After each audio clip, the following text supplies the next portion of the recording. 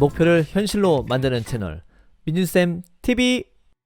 자, 오늘 스포츠 멘탈 코칭의 세계, 스포츠 멘탈 코칭에 대해서 여러가지 이야기 들어보는 시간 가져볼 텐데요. 먼저 옆에 또 나와 계시니까 제가 그냥 혼자 얘기하면 안 되겠죠? 자기소개와 함께 오늘 한번 멋지게 시작해 보도록 하겠습니다. 네, 안녕하세요. 저는 스포츠 멘탈 코치 겸 세대생으로서의 여러분들의 선배가 될 수 있는 이선경이라고 합니다. 안녕하세요. 감사합니다.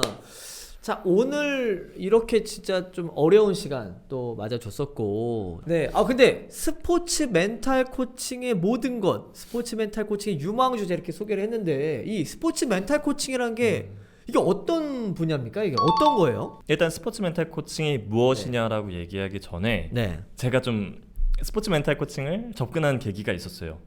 제가 바로 이제 운동 선수였었거든요. 복싱 선수였었는데 운동 선수를 하다 보니까 제가 이제 느끼는 거예요. 이미 피지컬적으로는 뭐 그거에 대한 이론이라든지 코칭법이라든지 너무나 잘 되어 있기 때문에 열심히 하는 만큼만 올라갈 수가 있는 거예요. 근데 제가 선수를 하면서 느꼈던 게 뭐냐면 이 선수들에 대한 뭐 육체적인 피지컬적인 거는 서포트가 잘 되지만 멘탈적인 서포트는 한없이 부족하구나. 그런 거에 대해서 제가 좀 많이 아쉬워하다가 은퇴를 하고 대학교 가서 이런 분야가 있구나, 스포츠 멘탈 코칭이라는 게 있구나 라는 걸 이제 알게 됐습니다. 이게 어떻게 보면 듣다 보니까 이제 스포츠 심리 쪽의 한 일부이기도 한 것 같아요. 스포츠 심리학의 일부고, 또 같은 운동 능력의 조건이라면 이게 또 마음가짐에 따라서 또 이게 이제 발휘되는 어떤 퍼포먼스가 좀 차이가 있을 것 같다라고 이제 정의를 해주는데, 그러면 스포츠 멘탈 코칭이 도대체 이게 딱 그냥 이건 뭐다 이렇게 좀 정의하시는 게 있나요? 스포츠 멘탈 코칭은 선수들의 퍼포먼스뿐만 아니라 그 사람들이 갖고 있는 내면적인 어떠한 심리적인 웰빙까지도 도와주는, 성장도 할 수 있게끔 도와주기도 하고요. 그다음에 운동생활을 잘 영위할 수 있게. 근데 그게 더 나아가서는 당연히 퍼포먼스까지도 영향을 지대하게 미치는 부분이 저는 스포츠 멘탈 코치라고 생각을 합니다. 자, 그러면은 잠깐 그 자기소개 간략하게 해줬는데 살짝 이렇게 프로필을 소개해 줄 수 있나요? 지금까지 걸어왔던 잠깐의 프로필 어떻게 해왔다? 이걸 어떤 부분을 말씀을 드려야 여러분들이 공감하고 궁금증이 생길지는 모르겠는데, 그러면은 이렇게 좋다. 최근까지 어떻게 지내왔나? 근황 토크 해주시면 딱 이제 이해가 될 것 같아요. 근황 그게 토크. 훨씬 더 좋은 것 같습니다. 네네. 일단 최근에 했었던 거는 바로 직전까지는 이제 e스포츠 선수들을 위한 심리 프로그램 개발이란 걸 하게 됐었거든요. 근데 사실 스포츠 쪽은 우리 친구들, 여기 시청자분들도 너무나 잘 아시겠지만 거기서 더 나아가서는 지금 e스포츠 시장이 막 붐이거든요. 그 시장 안에서 흘러다니는 돈이 막대하고 또 관심도 크단 말이죠. 그래서 아시안 게임 시범 종목으로도 채택되기도 하고, 그러다 보니까 저한테 좀 좋은 제의가 왔었던 것 같아요. 너가 스포츠 멘탈 쪽으로 관심 있고 활동을 했었으니까 어떻게 보면은 저희들은 육체적으로 많이 사용하지만 그 친구들은, 그 선수들 같은 경우는 인지적인 개입이 되게 많잖아요. 게임하다 인지적인 개입. 그죠. 어떻게 보면 막 움직이면서 저희처럼 육상을 하거나 뭐 타격 뭐 그런 거라는 것이 아니라 생각을 하고 그 빠른 순간에 대처하는 그런 조작 능력을 많이 하거든요. 근데 이것들도 어떻게 보면 당연히 스포츠의 큰 카테고리 안에 섞여 있기 때문에 한번 해보지 않겠냐 하면서 e스포츠 선수들 만나면서 뭐 프로그램들도 만들고 조금 심리 검사도 좀 하고 뭐 그런 것들을 좀 했던 것 같아요. 그러면 제가 이제 근황 얘기 듣다가 이제 사실 오늘 이제 나온 이유가 사실은 있어요. 사실 이제 뭐 스포츠 멘탈 코칭 하시는 분들, 어떻게 보면 스포츠 심리학 쪽으로 상당히 이제 많은 활동들을 하시는 분들이 많을 텐데, 오늘 왜 모셨냐? 여기를 모시는 기준은요, 우리 체대에 나오면 뭐하니? 지금 고려대학교 심리학과 이제 1-3학번이거든요. 1-3학번. 학번이 좀 왜 늦는 감도 없지 않아 있는데 다 이유가 있습니다. 뭐 편입, 뭐 복수 전공, 뭐 전과, 이거 안 해본 게 없어. 거기에 운동 선수까지 해봤고요. 거기에다가 막 재수도 해봤고요. 안 해본 게 없어, 입시에 있어서. 그래서 아마 입시생 여러분들도 다양한 어떤 길을 나가는 데서 상당히 중요한 오늘 터닝 포인트가 될 것 같은, 오늘 의견들 되게 많이 나올 것 같은 이야기들이, 그래서 잘 들으시면 좋겠는데, 자, 어쨌든 우리 이성경 멘토가 체대를 나왔어. 이제 체대를 나오면서 아마 이제 하나씩 갈 건데, 스포츠 심리 이거와 체대 되게 밀접한 연관이 있거든요. 전공 필수 과목도 있고 한데, 아니 어떻게 체대를 가게 된 계기가 분명히 있을 거예요. 네, 어떻게 체대를 가게 됐고, 네, 이거 한번 오늘 이제 시간 많거든요. 시간 많으니까 제가 그냥 아예 썰 풀 수 있게 오늘 네. 한번 이야기 많이 해주시면 되게 좋을 것 같거든요. 사실 스포츠 심리를 얘기하다 보니까 네. 우리 여기 이제 시청자분들께서도 네. 당연히 이제 이쪽 전공하신 분들이 많을 거라고 생각이 돼요. 네. 그러다 보니까 관심 있는 분야는 당연히 스포츠 심리 쪽도 있을 것이고 네. 스포츠 멘탈 코칭 그리고 네. 아마 스포츠 윤리 관련해서도 요새 친구들이 좀 많이 물어보더라고요. 주변 사람들이. 네. 근데 제가 최근에 활동했었던 것들 중에 하나도 스포츠 윤리 관련된 걸 하긴 했었어요. 스포츠 인권. 그게 작년 정도인데요. 작년 초 정도 활동을 했었는데 네. 뭐냐면 체육계통 자체가 네. 이슈가 많잖아요. 맞아요. 안 좋은 쪽으로. 맞아요. 그러다 보니까 아니 운동선수들이 지금 운동을 잘하고 있나? 제대로 된 인권 보호 안에서 그렇게 네. 운동선수로서 이제 지내고 있느냐? 라는 것에 대해서 실태 조사를 하고 운동선수들이 스스로를 보호할 수 있는 어떻게 보면 지금 직장인 보호법이나 이런 것들이 많이 생겼잖아요. 네네. 네. 근데 운동선수들은 그거에 대한 사각지대 놓여있거든요. 그래서 그분들 이제 저는 어디라고 얘기할 수는 없을 것 같은데 근데 이제 특별 구를 맡아서 실을 맡아서 운동선수들 다 만나보면서 스포츠 관련된 인권 교육도 해주고 네. 그 다음에 좀 실태 조사하면서 그런 네. 것들을 프로젝트를 했었던 경험이 있어요. 그래서 아마도 조금 나중에 관심 있다 보면은 스포츠 인권이라든지 윤리 쪽으로도 어떻게 조금의 조언이 가능하지 않을까라는 생각도 듭니다. 네. 근데 제가 이제 그 정말 이 체대를 나오면은 왜 어떻게 체대를 나오게 되는가 해서 어떻게 보면 이제 약간 이제 그런 서론을 지금 되게 이제 깔아주셨는데. 네, 근데 한번, 저는 네. 제가 체대를 들어갈 거라고 정말 꿈에도 상상 못했어요. 왜냐면 이거는 그럼 제 중학교 때부터 시작을 해야 될 것 같은데 여리여리했었어요. 네네. 정말 비시비시라고 그때 별명이 오이였거든요. 오이? 네. 오이라고요? 오이였어요. 네. 제 친형이 있고 제가 있었는데 친형은 큰 오이, 저는 작은 오이였어요. 오이. 왜냐면 네. 그 당시 키가 한 75, 76 정도가 되는데 몸무게가 한 53kg 그렇게 나갔었거든요. 정말 너무 말랐었죠. 근데 운동을 했었던 시작한 계기가 저같이 중학교 때 네네. 뒷마당을 청소하던 친구가 있었는데 그 친구가 복싱을 배웠었어요. 학교에서 어떻게 보면 좀 힘 좀 주고 다니는 친구? 네. 그런 친구인데 저한테 야 너 복싱 좋아하냐? 그러는 거예요. 근데 저는 되게 여리니까 막 순둥순둥하니까 그래서 와 아니 너 한번 해보고 싶은데 그런 거예요. 근데 그 네. 친구가 저를 네. 골려 먹으려고 이제 데려간 거죠. 체육관에. 그러니까 약간 이제 오이가 있는데 이제 복싱했던 친구가 오이 막 치면서 쫙쫙 오이 막 이렇게 막 때린 거 아니야? 이렇게. 맞아요. 야 나 좀 복싱했는데 그러려고. 이러면서 막 슉 하면서 막 하면서 그러려고 저를 데려갔었어요. 오. 근데 그러다 보니까 갔는데 생각보다 재밌고 또 생각보다 좀 하는 것 같았어요. 그래서 네. 관장님이 너 한번 대회 나가볼래? 하면서 이제 운동했던 계기가 됐던 거죠. 야. 네. 그러다가 조금 이제 건너뛰어서 좀 이따 얘기를 더 풀긴 하겠지만 네. 어떻게 하다 체대까지 들어갔냐. 저는 선생을 한 5, 6년 정도를 한 것 같아요. 했는데 어느 순간에 타격이다 보니까 복싱이다 보니까 너무 많은 부상이 있었던 거죠. 몸에 축적되고 그게 딱 고등학교 3학년 때 진학할 때를 딱 기점으로 터진 거예요. 저는 이제 허리를 다쳤었거든요. 그래서 이제 선생활 다시 하기에는 이제 재활도 해야 되고 다시 복귀가 너무 힘들었던 거죠. 그래서 운동도 그때는 쉬고 집에서 막 잠만 자고 그냥 편의점 생활을 했었어요. 그러다 보니까 사실 운동하면서 부모님하고 관계가 그렇게 좋지는 않았거든요. 네. 어떻게 보면은 나 하고 싶은 운동만 할 거다 이렇게 하다가 운동하면서 대학교도 뭐 실업팀으로 바로 가서 돈도 받고 네. 그렇게 살 거다라고 이제 부모님한테 호언장담을 했었는데 네. 그것만 준비하던 운동을 그만두게 된 거죠. 야. 네. 근데 그 당시 근데 운동을 되게 좋아하는데 저는 그냥 갑자기 궁금한 건 왜 부모님이 이렇게 좀 운동하는 걸 싫어했을까요? 특히나 네. 타격 쪽에 이제 운동 부상도 맞고 오고 많기도 막 하고 눈탱이 밤탱이 되고 오니까 막 네. 이래서 그런가 혹시? 그런 것도 있고 네. 사실 운동선수라는 네. 그런 직업이 네. 안정적이진 않잖아요. 네.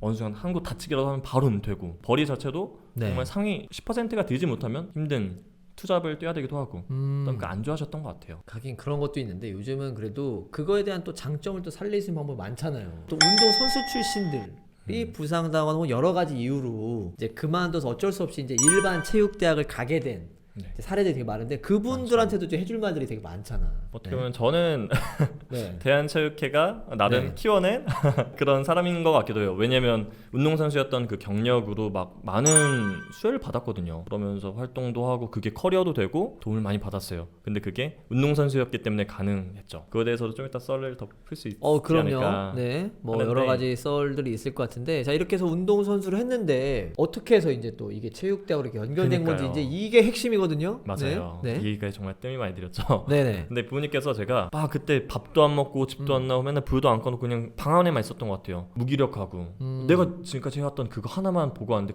그게 무산됐으니까. 근데 부모님께서 딱 이 말씀을 하면서 제가 체대에 들어가게 됐어요. 아니 너가 운동에 한번 미쳐봤으면 네. 살면서 공부에도 한번 미쳐봐야 되는 거 아니냐 네. 하면서 기숙학원을 저한테 제안을 해주셨어요. 공부도 한번 공부 해봐라. 하나도 안 했는데 네. 솔직히 공부 지지를 못했거든요.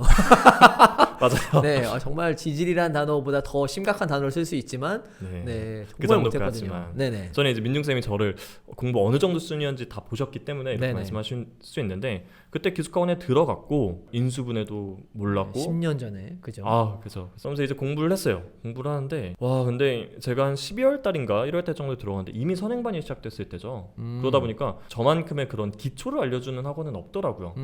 아니 수업을 듣고 있는데 뭔가 외계어 같은 거예요. 네, 막 딴 생각하고. 네. 근데 저는 못 알아들으니까 사실 그게 이제 이해가 안 되니까 어쩔 수 없어. 네. 근데 저는 그때 뭔가 승부욕 같은 게 있어서 내가 여기서 도태되면 안 되겠다 생각으로 되게 의지를 불태우면서 듣는데 듣지만 이해를 못하는 거예요. 사람이 말은 하고 있는데 저기 무슨 아랍어처럼 들리고 영어를 아예 모르니까. 네. 그러면서 이제 선생님한테 그때는 제 사정을 말하면서 개인 지도라고 해야 되나? 그게 ABCD부터 해가지고 그렇게 시작을 했던 것 같아요. 수학도 정말 이건 좀 과장은 아닌데 정말 곱셈부터 다시 한번 시작을 했고 사칙연산부터. 네. 사실 좀 성경이가 사실 입시를 저하고 처음 만났을 때 사실 쉽지 않았어요. 그때도 항상 근데 밝았어. 되게 밝았고 그리고 이제 복싱 했다는 거 그때도 알았거든요. 혹시 내가 상담 잘못하면 맞을까봐. 네, 상담 열심히 또 해주고 했었는데 그 다음부터 또 계속 또 썰 풀어주시면 될 것 같습니다. 재밌어지고 있어요. 네. 사실 공부를 했는데 저한테 이제 놓여진 거는 학과였던 거죠.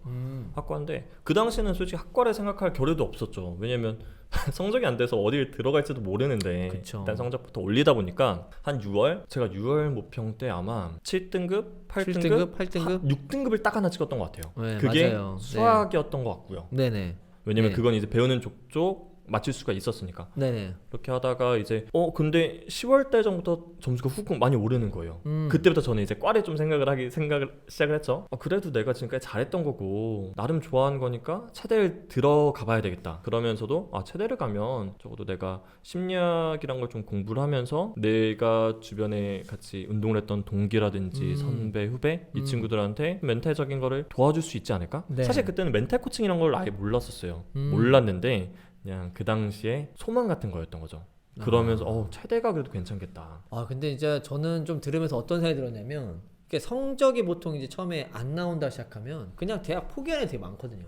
근데 방금 수학 6등급 나왔다 하지만 나는 아는 것만큼은 푸니까 되게 좋았었다 뭐 이런 얘기들을 해줬는데 진짜 그러니까 사실은 뭐든지 도전할 수 있고 되게 긍정적인 마인드를 갖는 게 되게 중요하다 보거든요. 이 스포츠 심리 이렇게 강한 멘탈을 갖고 있었어. 이미 갖고 있었는데 자 이렇게 해서 또 계속 이야기 들려주면 좋을 것 같아요. 저한테는 되게 그 당시 얘기를 다시 돌아가면은 조금 짜릿했던 기억이 있었어요. 뭐냐면 한 10월 때쯤 됐을 때 제가 가장 약한 게 언어였어요. 언어가 7등급, 8등급이 계속 나왔던 거죠. 그러다가 계속 뭐 읽고 뭐 하고 그러다 보니까 어느 순간에 언어 듣기를 4개, 5개를 다 받기 시작을 한 거죠. 그러면서 뒤따라서 모든 성적들이 다 잘 오르면서 마지막에는 제가 정말 원했던 성적까지는 아니더라도 이 정도면 그래도 나름 만족할 수 있는 성적까지 올라갔다. 그러면서 대학을 선택하면서 이제 민영쌤하고도 얘기를 했었을 것 같아요. 네. 지금 뭐 아까 설명을 했지만 제가 고려대학교 심리학과를 지금 재학 중이거든요. 네. 근데 맨 처음부터 고려대학교를 들어왔던 게 아니에요. 심리학과 같은 경우는 지금 복수 전공을 하고 있는 거고 본 전공 같은 경우는 국제스포츠학부, 고려대학교 국제스포츠학부를 재학을 했고요. 근데 그 전에는 사실 입학했을 때 수원대학교를 나왔어요, 제가. 그죠. 수원대학교를 갔다가 편입이라고 하잖아요. 맞아요. 편입 그죠. 그때가 수원대학교 스포츠 건강관리학과에 입학을 하고 그래도 나름 좋은 성적이었던 것 같아요. 그래서 과 수석으로 들어갔거든요. 네네. 그래서 2년 정도를 거기 안에서 저는 목표를 했거든요. 네. 내가 고려대학교 심리학과를 가야 되기 때문에 체대로서 편입을 해서 거기에서 또 다른 전공을 선택을 해야 되겠다. 그 당시부터 목표였던 것 같아요. 저는 이제 예전부터 이제 우리 성경 멘토가 수원대를 가서 이제 고대에 이제 편입한 것까지는 제가 알고 있는데, 수원대 다니다가 심리학 쪽을 내가 꼭 해봐야겠다 어떤 계기가 분명히 있었을 것 같아요. 내가 편입을 해야 되겠다. 맞아요. 그 얘기를 한번 꼭 들어보고 싶어요. 왜냐면 맨날 얘기를 했었거든. 근데 편입했지? 제가 최종적으로 뭐 지금은 중간에 과정일진 모르겠지만 그 당시의 최종의 목표는 고려대학교 심리학과를 꼭 들어가고 싶다라는 목표였었는데 네. 뭐 꼭 고려대학교가 아니더라도 다른 심리학과를 공부를 하고 싶었어요. 체대에서는 심리학과로 가는 허들이 되게 좀 높거든요. 들어가기가 쉽지가 않다 보니까 또 네. 체대에서 체대로 들어가는 거는 장벽도 괜찮고, 어차피 운동선수들을 대하는 심리학을 하고 싶은 거면 체육을 더 깊이 전공을 해봐도 괜찮겠다 하면서 네. 어떻게 보면 좀 우회하는 길을 선택을 했던 것 같아요. 근데 되게 궁금한 거는 수원대에서 바로 고대 심리학과로 갈 수는 없었던 거예요? 제가 그 당시 너무 네. 오래됐을 때죠. 네. 그래서 정확히 기억나진 않는데 그게 네. 쉽지가 않았어요. 사실 기회는 그 당시는 네. 한 번이잖아요. 네. 이제 2년이 딱 됐을 때, 그러다 보니까 쉽게 할 수 없는 선택이었고, 네. 그래서 이제 국제스포츠학부로 들어가는 것이 더 맞겠다. 네. 그래서 좀 약간 한 번에 가기 어려우니까 먼저 고대 국제스포츠학과에 가서, 네. 그러니까 최종 목표를 어떻게 보면 이제 고대 심리학과에 포커스를 두고 이제 다 계획이 됐었던 거네요. 맞아요. 좀 염두를 확실히 했었죠. 야, 이게 참 쉽지 않은 결정이었을 것 같아요. 막 그때 만약에 실패하면 막 수원대 이제 같이 있는 동기들이 제일 수석으로 들어와 놓고 우리 배신 때린다고 막, 그죠? 그거에 대한 확실히 압박이 있었어요. 그래요? 네. 막 그런, 지금도 수원대 친구들이랑 연락하는 친구도 있어요, 혹시 그 당시? 있죠. 네. 있는데 정말 친한 형이 있었는데 그 형이 저한테 계속, 저는 굳이 나서서 나 편입할 거다라는 얘기를 안 하잖아요. 하기 힘들거든요. 네. 하기 힘든데 네. 그 형이, 저를 아껴준 형이 저보고 이제 학회장을 꼭 해라. 너도 이제 3학년 되고 하니까 네. 부학회장을 거쳐서 그 다음에 학회장을 올라가라 해가지고 계속 권유를 하는 거예요. 제가 그때 그 당시 과대였었거든요. 네. 사실 뭐 부학회장을 하던 사람이 어느 순간 다음 학교 됐는데 다른 학교 편입 가면 이 그림이 너무 웃긴 거잖아요. 그쵸. 네. 조심스럽게 거절하면서 저는 저만의 길을 걸었고, 근데 학교 주변 관계들이 괜찮다 보니까 편입했을 네. 때도 많이 응원해주면서 축하를 많이 받았어요. 네. 야, 근데 오히려, 그러니까 진짜 왜냐면 수원대 같은 친구들이